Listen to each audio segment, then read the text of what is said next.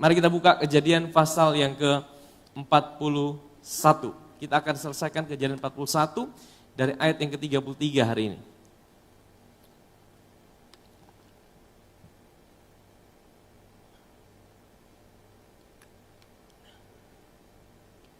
Nah, seperti biasanya, saudara, saya akan bawa kita melihat bagaimana kita melihat diri kita sebagai Yusuf, ya, dalam situasi yang dia sedang hadapi, dan juga kita akan melihat gambaran Yesus di dalam diri Yusuf melalui kisah ini, saudara. Dan saudara, saya berdoa ini jadi berkat buat setiap kita pagi hari ini.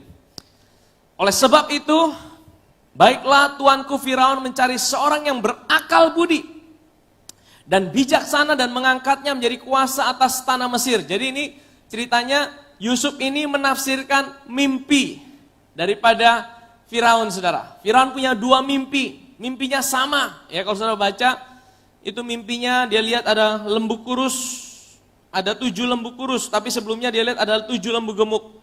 7 lembu gemuk, kemudian ada 7 lembu kurus. 7 lembu kurus makan 7 lembu gemuk. Kemudian ada padi yang kurus, padi yang gemuk. Padi yang kurus itu makan padi yang gemuk. Kemudian Yusuf ceritakan arti mimpi itu. Saudara, semua orang yang ada di Mesir, tidak ada satupun yang bisa mengartikan mimpi daripada Firaun. Ya, padahal orang Mesir itu termasuk orang yang hebat, punya peradaban yang maju. Salah satu kebudayaan yang paling tertua di dunia. Saudara bisa bayangkan, mereka punya ahli-ahli yang bisa mengubah tongkat menjadi ular. Betul tidak, saudara? Mereka punya ahli yang bisa membuat sihir-sihir. Mereka punya ilmu pengetahuan yang luar biasa. Mereka bisa bangun itu piramid.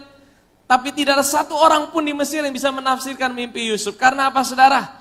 Karena mimpi Yusuf itu bukan mimpi Yusuf, saudara. Mimpi Firaun itu dari Allah. Mimpi Firaun dari Allah, dan Allah sudah menetapkan hanya Yusuf yang bisa mengartikannya, saudara.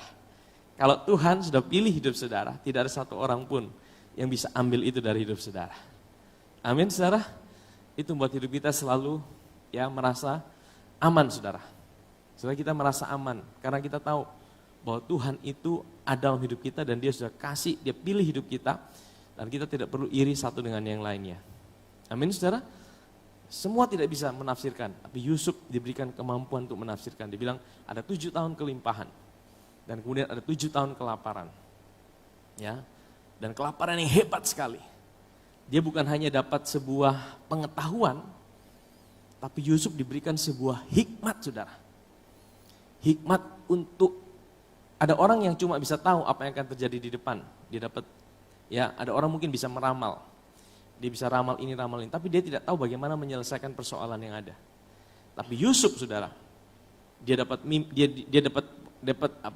marifat untuk tahu apa yang ada di depan, tapi dia juga dapat hikmat untuk menyelesaikan persoalan itu. Amin, saudara.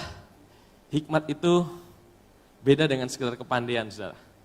Ya, hari-hari ini kepandaian yang ada di dunia itu sepertinya tidak ada artinya, saudara. Semuanya lagi kebingungan, saudara.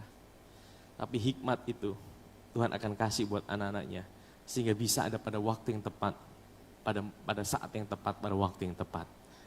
Amin. Nah, next terus kita baca ya. Oleh sebab itu, baiklah tuanku Firaun mencari seorang yang berakal budi dan bijaksana dan mengangkatnya menjadi kuasa atas tanah di Mesir.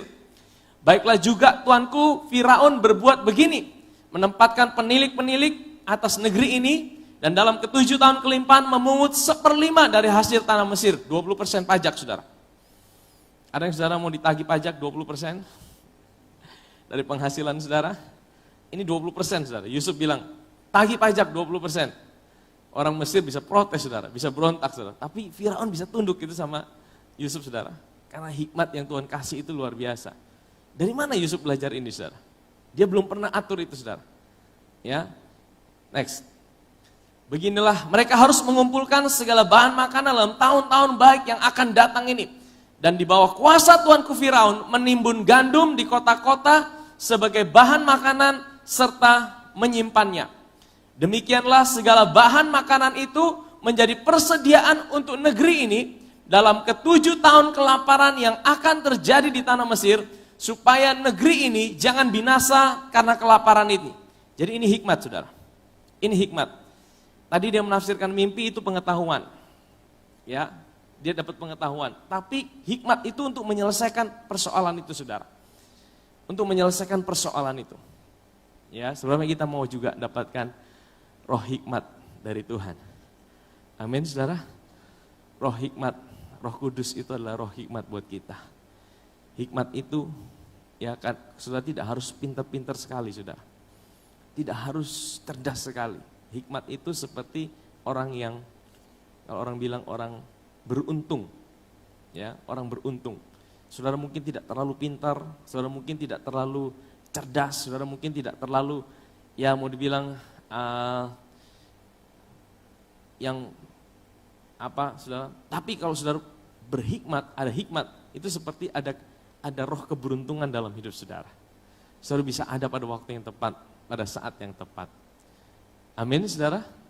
Yusuf itu 2 tahun, saudara. Coba kalau dia keluar lebih dahulu. Bisa-bisa dia tidak naik ke istana Firaun. Bisa-bisa dia udah pulang, atau dia udah kerja di mana, saudara.